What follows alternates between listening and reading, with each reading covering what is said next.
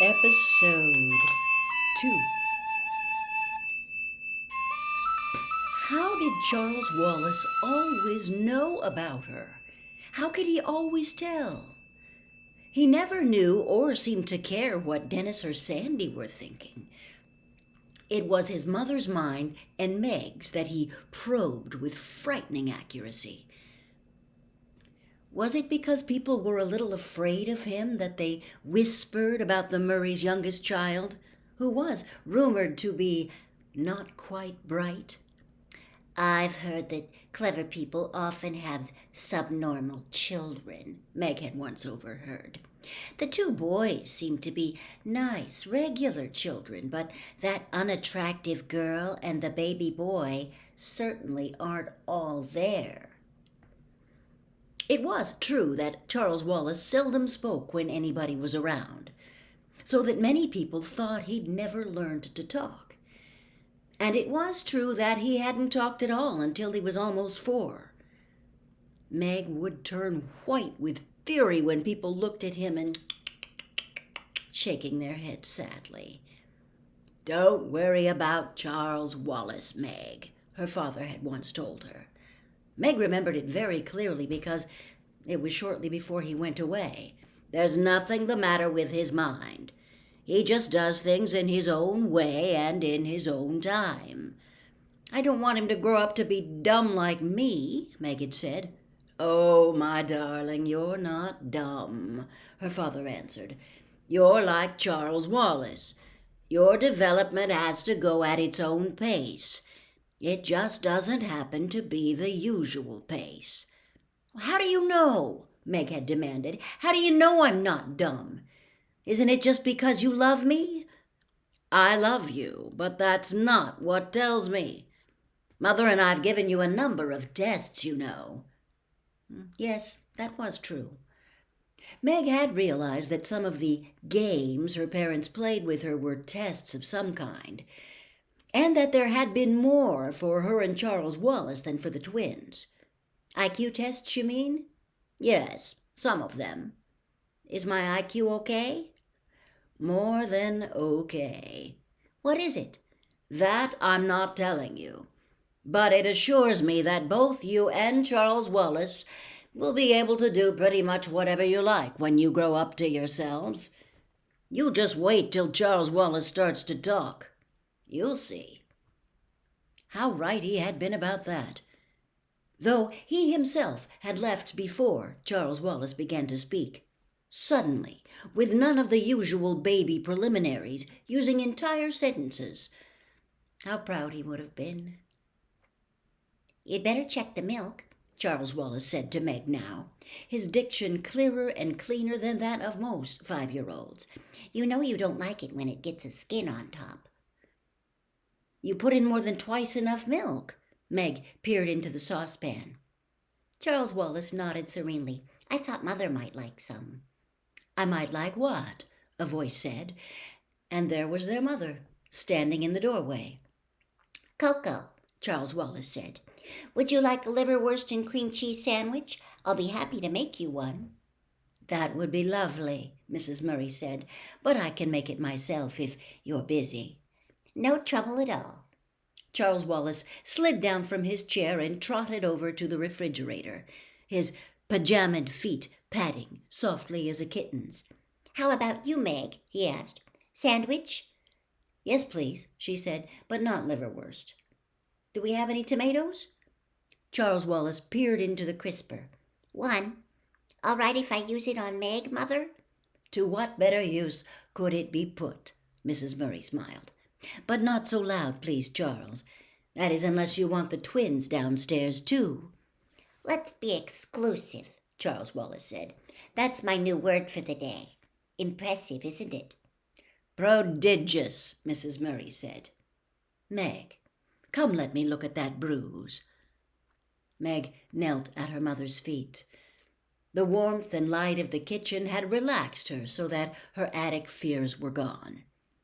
The cocoa steamed fragrantly in the saucepan. Geraniums bloomed on the window sills, and there was a bouquet of tiny yellow chrysanthemums in the center of the table. The curtains, red with a blue and green geometrical pattern, were drawn and seemed to reflect their cheerfulness throughout the room. The furnace purred like a great sleepy animal.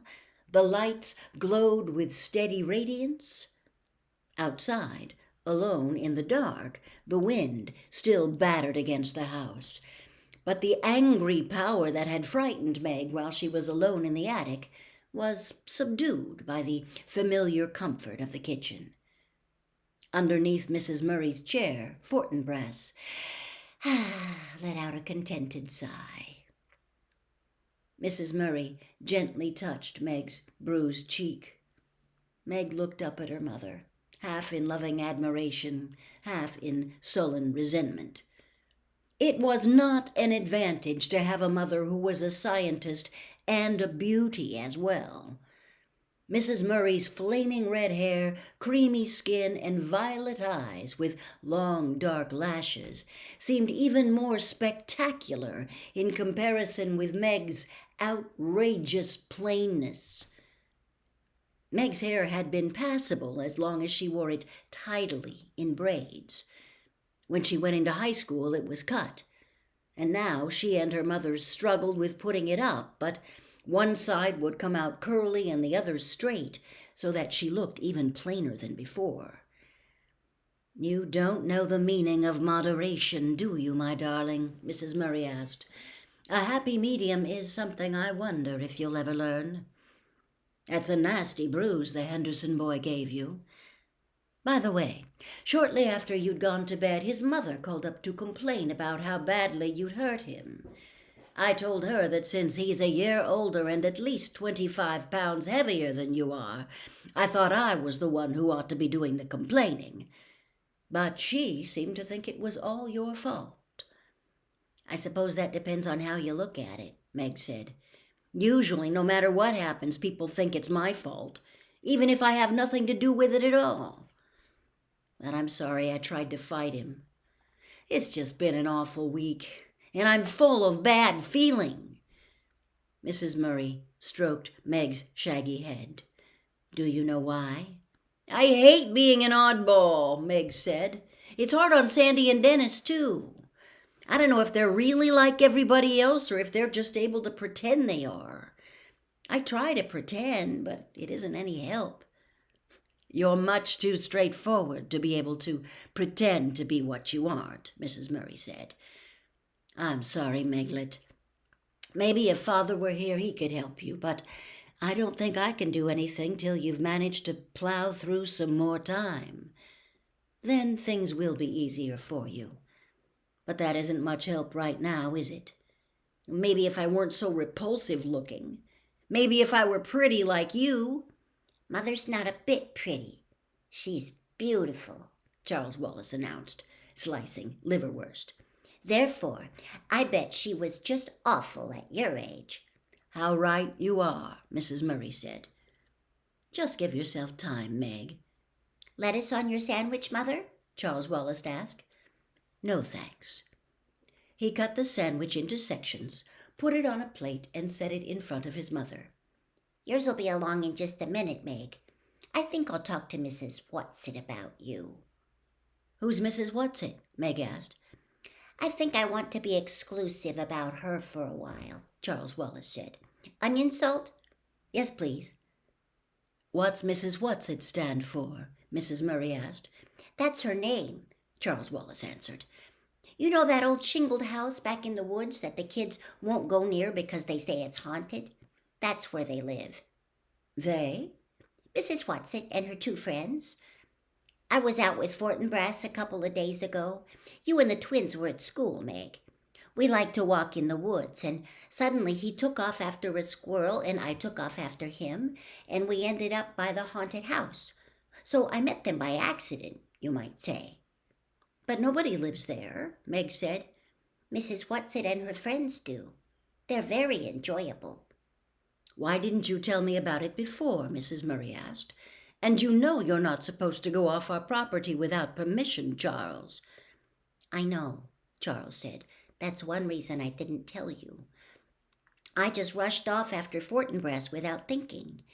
And then I decided, well, I'd better save them for an emergency anyhow.